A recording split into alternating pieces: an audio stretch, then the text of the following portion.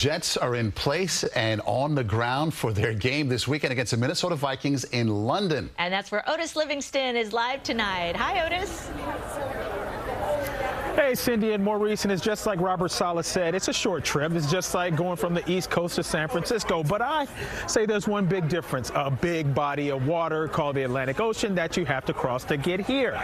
So after a long overnight flight, the plane was able to successfully and safely score a touchdown, something the Jets couldn't do last week against the Broncos. Just like home. But it's not home. Week 5 of the NFL brings the Jets 3,469 miles away, north of London, in Hertfordshire. It's Robert Saleh's second time as a head coach in the London game. Same for his quarterback, Aaron Rodgers. The previous time was a 27-22 loss by his Packers to the Giants. I definitely want to win in London for sure. We kind of hit a wall there in the second half. We're up 20-10 at halftime, and then lost 27-20. Told them don't be gobsmacked by what you see in the crowd. Atmosphere-wise, it's awesome. I always find it. I think it's cool if every single team is represented in the stadium with different jerseys and people are yelling and screaming. You can expect Tottenham Hotspur Stadium to be a spectacle on Sunday. Not only will the fans be rooting for the Jets and Vikings, you'll see jerseys of many different teams in the stands. They love the NFL. Personally, I think it looks awesome. I love going to the games when I can. It may be obviously different for an American, seeing so many jerseys there, and not many of your own teams being supported. But I think it's great. I think it's good for the game. I kind of enjoy the moment, enjoy the opportunity. There's not that many jobs you get to go and be able to perform in front of a different culture, a different country. It's been a little weird a little bit.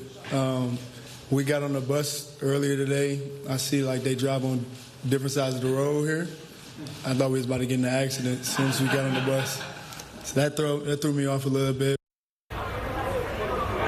Yeah, it takes a little bit of getting used to, Sauce. But you know what? This is about growing the game, and that's all well and good. This is a business trip for the Jets, as we said, trying to bounce back from that tough loss against the Denver Broncos. They'll have to do it against their former #1 draft pick, Sam Darnold, who's playing at an MVP level for the Minnesota Vikings. So that means everyone has to be on the same page, including the coach and the quarterback. But are they? We'll dive into that question coming up at 6 o'clock. But for now, reporting live from London, England, Otis Livingston. Cindy and Maurice back to you in the studio. Wow, that was a cliffhanger there, Otis. Are they? Here's another question for you. Business trip, right? Yes, business trip. But is there any time for sightseeing? Has there been? And what have you seen? Not yet. Once we touched the ground, we went right to practice pretty much. We covered the press conferences. We started working on our material for tonight's show. So we haven't had that kind of time. We're going to try to get out tomorrow and do a little bit of sun.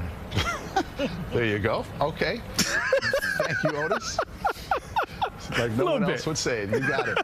All right. We do have a jam-packed Sunday with all the New York football teams playing on CBS New York. The Bills taking on the Texans at 1 after the game with the Jets, which starts at 9. Coverage at 9. Kickoff at 9:30. And then finally, the Giants wrap up the day taking on the Seahawks at 4:25. All here on CBS New York.